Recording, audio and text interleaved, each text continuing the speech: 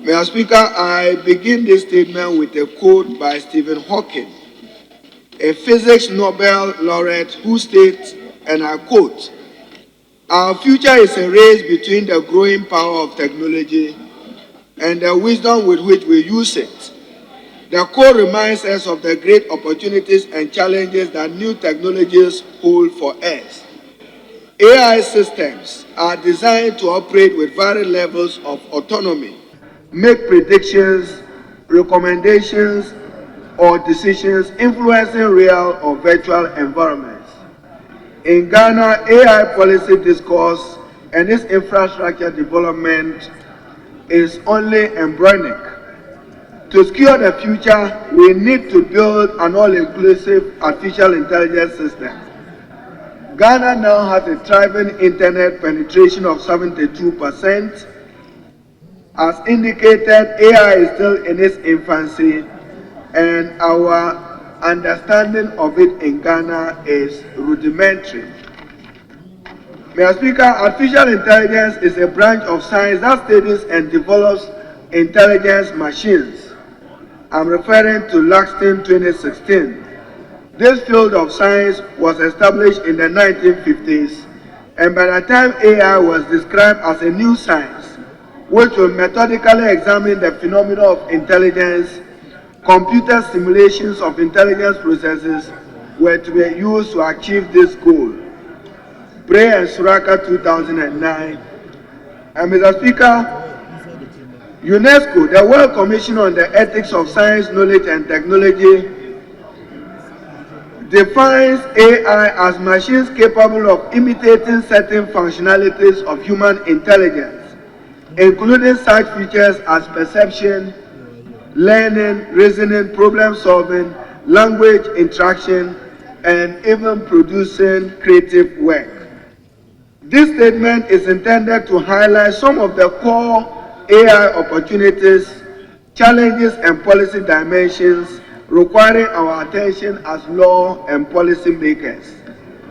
Mr. Speaker, artificial intelligence in developing countries poses potential risk.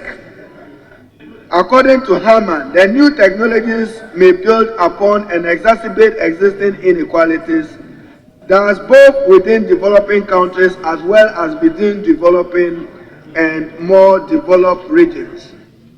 In Africa, and particularly Ghana, the benefits of artificial intelligence are readily apparent. AI offers myriad of potential benefits for Ghana. The system relies on algorithms and machine learning to analyze data and make predictions. AI is one of the most transformative technologies of our time. Mr. Speaker, indeed, according to the World Health Organization, it has enormous potential for strengthening the delivery of public service, particularly the delivery of healthcare and medicine. It can be used for purposes of improved diagnosis, improved clinical care, enhancing health research, and the deployment of public health interventions. AI also has some significant advantages for the agricultural sector. It can help predict the weather, opportunities for planting and harvesting successfully, and determining appropriate fertilizer use. The use of artificial intelligence, however, Mr. Speaker, poses some challenges that cannot be resolved simply by ethical principles and existing laws and policies, because we simply don't understand the artificial intelligence risks. Mr. Speaker, the adoption and use of artificial intelligence are rapidly increasing around the world. In Africa, AI creation and implementation are transforming our lives and cultures in a variety of ways. While it has enormous potential, it poses major difficulties for businesses and government, notably in terms of ethics, the moral, economic, and social repercussions of the third industrial revolution are being debated globally. Mr. Speaker, for instance, who bears the liability for the errors of a machine in a criminal case? Experts have warned that artificial intelligence could lead to the extinction of humanity. Experts, including the heads of OpenAI and Google, DeepMind, were part of this warning, even though others think that this position has been overblown. But the experts consider disasters such as one, AI can be used to weaponize for purposes of even chemical weapons.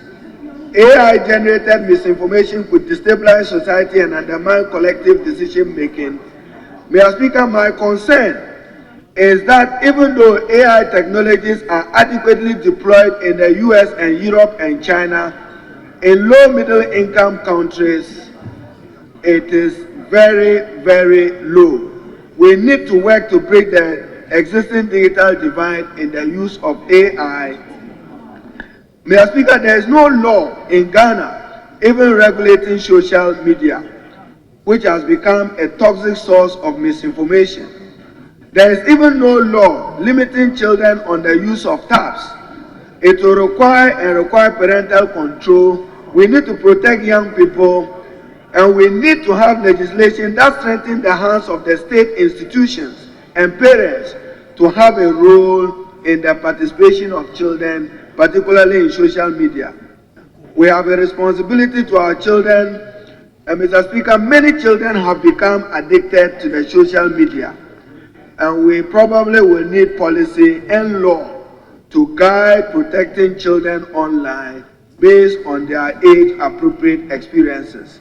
Mr. Speaker, probably I need to add that we need to limit the amount of time spent on social media, particularly in our public offices. The amount of time that is spent on social media instead of contributing to productivity for which they are paid for must also be of concern to heads of public institutions.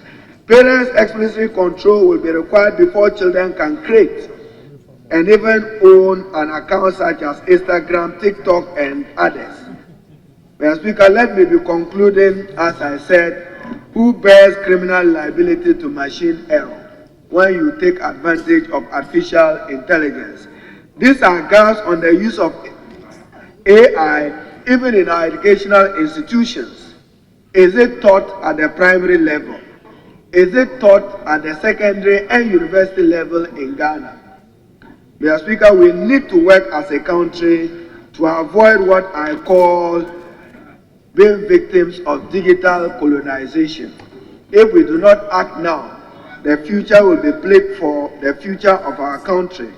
Probably, Mr. Speaker, we should consider establishing an artificial intelligence council, probably with the minister responsible for ICT, with representatives from the Ministry of Defense, Foreign Affairs, Interior, and Higher Education, mandated to coordinate and come up with a unified strategy that reflects government priorities and other stakeholders on the use of artificial intelligence applications. Artificial intelligence, what is present today, which they divide into what they call the reactive machines that don't have memory, but when they sort of receive a particular input, they can act on it in a particular way. And then those that have limited memory, those ones are designed to mimic how the neurons of the brain operate. And therefore, they build capacity as they go along and have the potential to even do what some consider as dangerous. Then there's the other group, that's the next phase, which they call the theory of the mind, where AI can begin to now develop emotions. And then on the back of that, the most dangerous category they call the self-awareness category of artificial intelligence, where these machines can now have an awareness of themselves and take defensive action when they feel threatened or whatever. So it's a whole new world that needs to be studied and acted upon. But Mr. Speaker, my contribution is just in two parts. Number one, artificial intelligence already is known will have an effect on the world of work in the future. Because of the machinery and computer sophistry that is being developed now, the world of work in the medium to long term will be affected by artificial intelligence. And what it means that the skill sets that people are acquiring today to become people who can work in the future must begin to accommodate artificial intelligence, because in the future, or in the very near future, your ability to even get a job at some level will depend on your ability to use some level of artificial intelligence. Basic functions like driving today are being fettered by some element of artificial intelligence. Today, there are some vehicles that if you don't have the knowledge of some basic IT skills, you may struggle to either operate or repair. And so, Mr. Speaker, I think that academic institutions and industry need to start opening up to how to fuse some element of artificial intelligence into the already existent training and curricula that we are using, because it will affect the world of work in the very near future. My final point, Mr. Speaker, or my last but one point, public policy design also needs to accommodate or adapt to artificial intelligence. Mr. Speaker, today in many airports around the world, there's less human interaction. You will go through machines that will scan your documents and start making decisions of which category of service or inspection you need to undergo. And that's just an example of how public policy is being remoduled in parts of the world to accommodate artificial intelligence. And I think that even here in Ghana, we have started some exercises around digitization, but it's a bigger world that we need to look to. Finally, Mr. Speaker, I agree with the honorable member's point that some architecture around legislation or regulation needs to be contemplated. Because if you take even the discovery of the atom in 1803 or so, in 1903 or so, the whole atomic theory conversation, today the people who propounded those theories are beginning to get worried as to what it has led to, the atomic bomb and other things. And similarly, those who worked on AI, if you read some of the contemporary literature, are beginning to worry about the potentials. And so it is opportune time for us to start considering what sort of architecture, legal or regulatory, needs to be put in place to limit the most dangerous parts of it, even as we seek to benefit from its upside. Where we sit today, Mr. Speaker, the US government in 2021, officially through only the Pentagon, the Department of Defense, spent $2.7 billion in researching AI. In 2022, they spent $3.3 billion alone. That's more than what we are seeking even as a country, as a bailout, just to research only AI in its Department of Defense.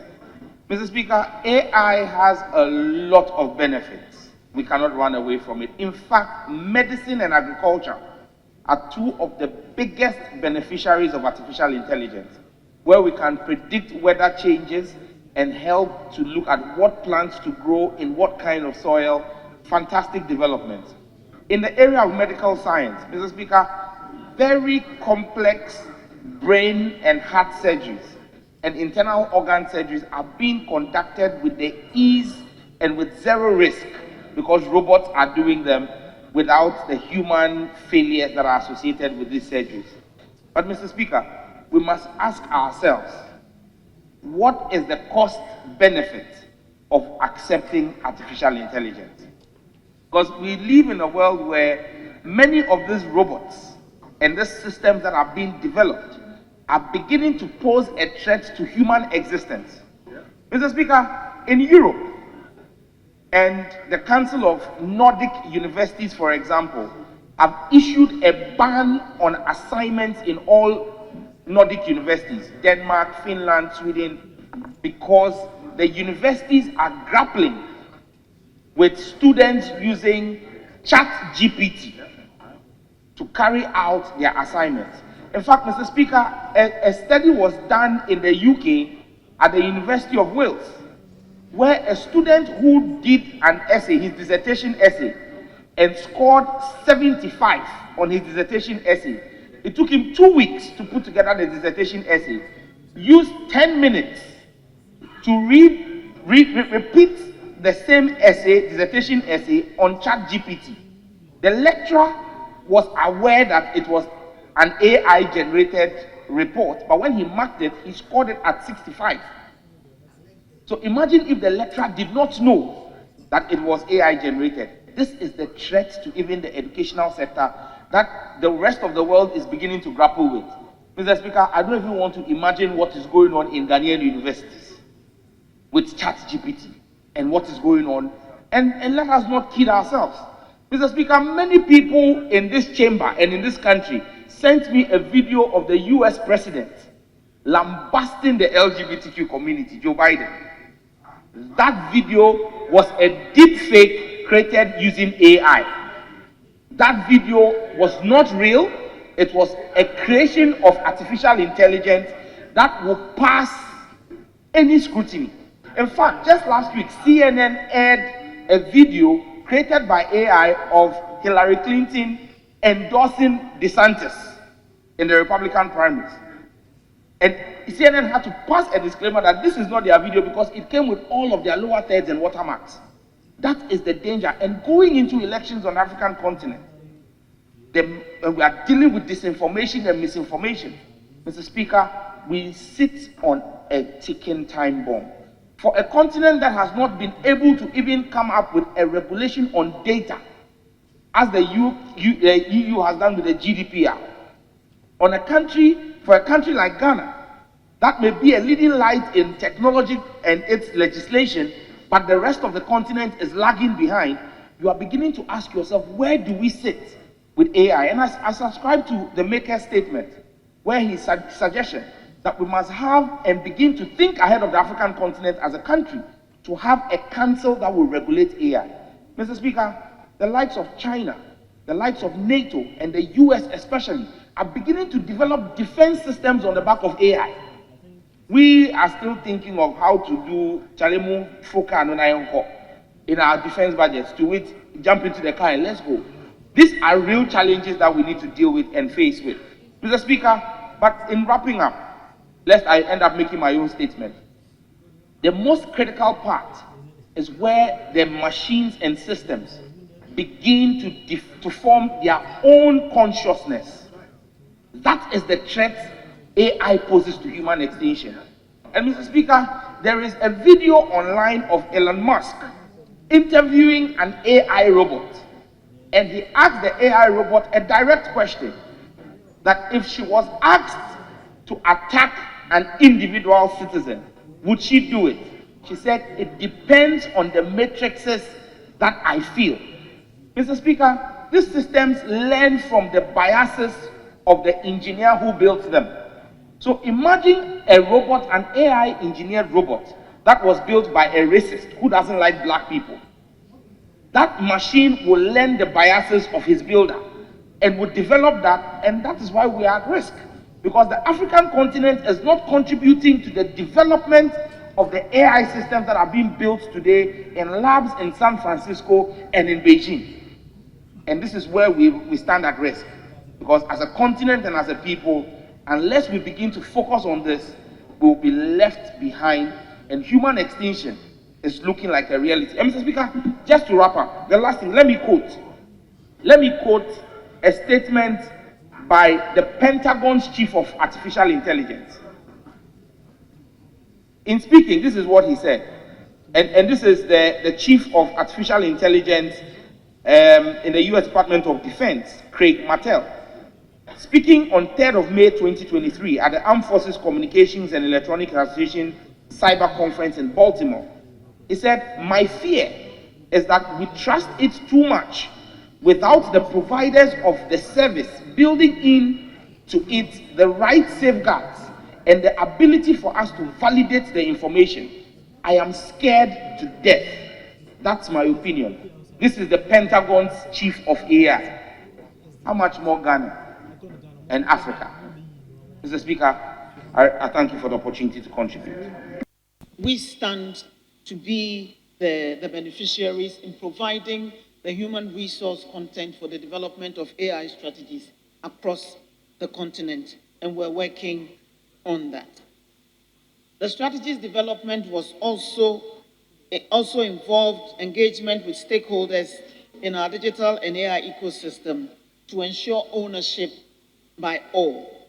And the invaluable inputs of the stakeholders have resulted in the development of a promising document whose implementation will lead to an explosion of AI innovations in the country. And I commend all those who worked on it. Mr. Speaker, just to provide a little anecdotal evidence, I just read about a legal case in the US in which the defense attorney built his entire defense using ChatGPT and ended up with a document which had case law completely fictional and non-existent. And he filed it as his defense in the matter. And so when the judge was conducting his research into it, he couldn't find any of the cases cited in the document at all. Neither could the plaintiff. And so he was asked to show them where those cases that he had used in his document could be found. And then he confessed that he developed the entire document using ChatGPT. So it's not just medicine or agriculture, but even the legal profession and our judicial system are also at risk if we don't develop the right policies to protect against use of these AI tools. And ChatGPT issues a disclaimer that it is still under development. And so the input will guide them in correcting the mistakes that they're making. So while our students and other professionals are depending solely on it for their answers, they're giving them incorrect information that is also leading to some challenges with the system. So like all tools, the way we use it will determine whether it will be a force for good or for evil. So we must be mindful of the manner in which we use these digital tools. However, the benefits will far outweigh its deficits. And as Honorable Okudzeto-Ablakwa indicated, even the developers of OpenAI themselves are now calling for government regulation because of the dangers that they've identified with the system. So it's as if, I don't know how to say that in English. It's out of your hands. They are scared at the potential damage that it can cause if it is not properly regulated. And so once this document our strategy has gone through cabinet, we'll bring it here for Parliament's input as well, because I think it's very important. And we can also show the way for the rest of the continent. I must thank the House for approving the digital acceleration policy as well, and inform you that the project attained effectiveness on 5th June, meaning the World Bank has approved it for us to start implementing it. And the good thing about this is that the NCA will be supported under this Ghana Digital Acceleration Policy to develop regulatory mechanisms to address new and emerging technologies, because there are regulatory and legal gaps. When our NCA Act and Electronic Transactions Act were passed in 2008, none of these major innovations had taken place. We've used these laws for a long time, but now we need to look at the legal and regulatory gaps in them and work to address them. And thankfully, the Digital Acceleration Policy project will provide them with the needed funding to look at that. Now, machine learning, augmented and extended realities, artificial intelligence, all raise interesting challenges that we need to address and impose difficulties with even our cybersecurity environment as well. But thankfully, we have the needed funding now to begin looking at them. So I must thank this House for its proactive step in approving them, and assure the House that we're looking into this space, we're working on it, and Ghana stands and is well positioned to be a leader and trailblazer in this area as well. And I must thank the Honorable Harun Edrusi for the statement that he so eloquently made, and assure him that we stand ready to work with Parliament to address this area. But fear not, it is well in hand. Thank you very much, Mr. Speaker.